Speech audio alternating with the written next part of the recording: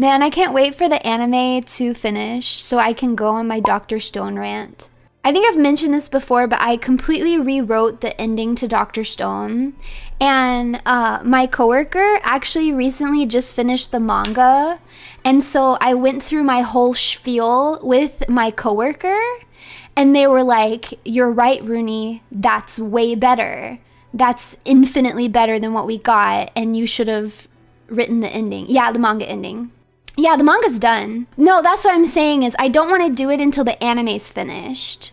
So like right about the time that the anime finishes, I'm going to go in and I'm going to tell you guys how it should have ended. Because I rewrote it to be better, in my personal opinion. Yeah, it's really not a very long series. You can read it all pretty quickly. I finished it quite a long time ago. Yeah, I mean, if only these mangakas consulted me, if only Oda consulted me, you know, if only all of these TV and movie production companies handling series that I'm obsessed with consulted me, like I could help them. I could help them. I'm telling you, when I take over the world, that's gonna be one of my first changes. Dr. Stone peaks with early chemistry and biology. It gets too crazy towards the end, and I will not compromise on this. Wow. It is a funny mix of like, oh yeah, that's actually true. Like you could tell that, oh, I forget what their name is because I looked it up before.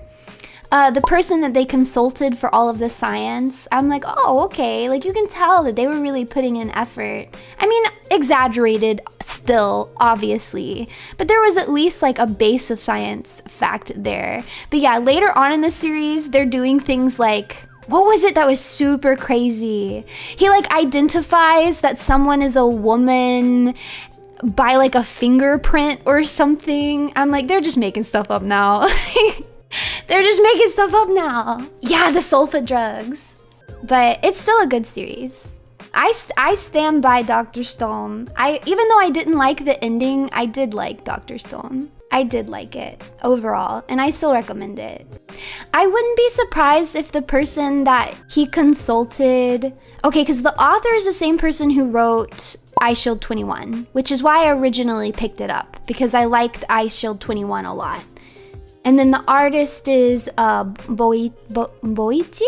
And then they had a separate consultant for the science. And I would not be surprised if that person's background is in chemistry. Yeah. You can see a cameo pretty early on. Yeah, it's written by the same person who did Ice Shield 21.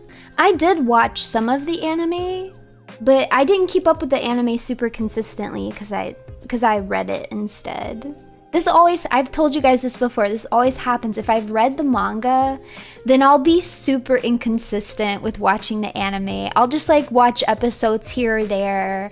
Or like I'll watch the first few, like, yeah, I'm definitely gonna watch it as it comes out. And then I end up not doing it. And not for any reason. Like I do actively want to watch them, but I just don't get around to it. Like it's like that with Demon Slayer so bad. Like, if you put together the episodes of Demon Slayer I've seen, it would make me seem like a crazy person. Because it's like, why in the world would you watch them in this order? And also, like, why these episodes? But it's because I already read the manga, so I know what's going on. It's just I happen to catch episodes here and there, and they're really pretty. Mad woman logic. Possibly. That's your fear with reading the manga first? Yeah. But if I really love something, I'll binge it. Well, and I guess it also just depends on what it is, though. Because you guys know Golden Kamuy is my ultimate series.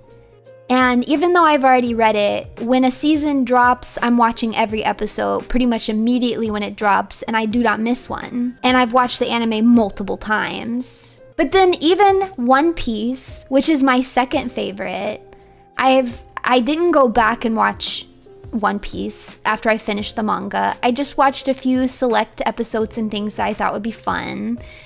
And I don't keep up with the episodes as they come out all the time. It's more like a hype episode, you know? Like I'm like, oh, it's, you know, Lucci versus Luffy and Egghead. Like, yeah, I'm tuning in for that one. But then eventually I'll probably binge it all.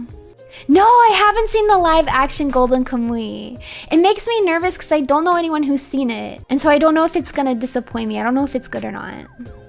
So, I didn't go back and watch all of my favorite scenes because I need to go back and watch all of Impel Down into Marineford. And I want to watch, I really want to watch Thriller Bark really bad. I want to watch Skypiea too. I want to watch a lot of pre-time skip, but I haven't gotten around to it yet. If only Toei consults you for that film. Okay, listen, Toei, listen. Listen, Toei. Toei, are you listening? Are you listening, Toei? Listen. Listen to me, okay? I could write you such a freaking good film, Blue. It'll be a money maker. It will not be a love letter to Buggy and nothing else, written from my heart and my soul. I promise. I'll put thought and energy into it. There'll be other characters. Luffy will come up, maybe, like once or something. Yeah, Luffy can make a cameo. But it's film Blue, and it's all about Buggy, the clown. Hire me. hire me, Toei. Yeah, it'll just be rom-com, the daily life of Cross Guild shenanigans. What? You think Thriller Bark is trash? I cannot disagree more. You guys know I love Thriller Bark. It's so funny. It's so funny to me, and it plants some really amazing seeds for future developments. And there's a lot of theories that go around ores that are really fun to think about and to read into with the Thriller Bark events.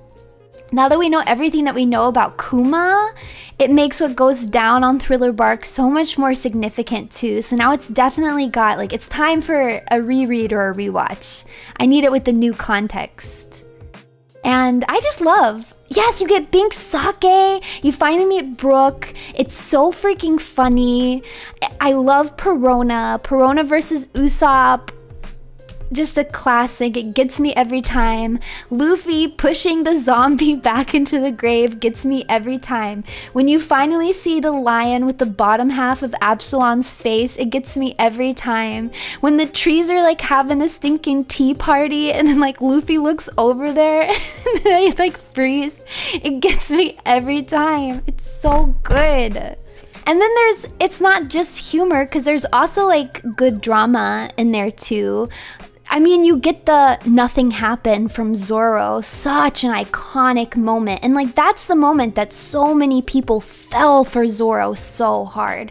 Like, so many people I know or have seen like talking about it online who are like, yeah, Zoro is my favorite character. The moment that solidified it for them is when he took in all the pain from Kuma and then was like, nothing happened. It's just, yeah, it's a classic scene. There's just so much good stuff. But yeah, the whole backstory with Brook is devastating. It was so heart-wrenching to read. And you get introduced to Bink Sake, which I think we all know at this point is going to be hugely significant in the final arc of One Piece. It's just like, I just feel like it's iconic. I love Thriller Bark. I will go to bat for Thriller Bark. I will be your lawyer. If you need someone to defend you, I'll do it pro bono. I love Thriller Bark. Yeah.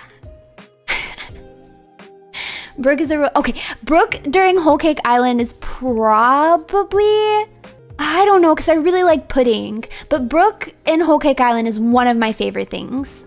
My first or my second favorite thing about Whole Cake Island, tied with pudding, because I did really like pudding. Oh, I love Brook. Yo! I need to do a WikiHow. Do you think WikiHow can teach me how to laugh like Brook? Sure, why not? Fine then. Goodbye. Goodbye then. Goodbye forever.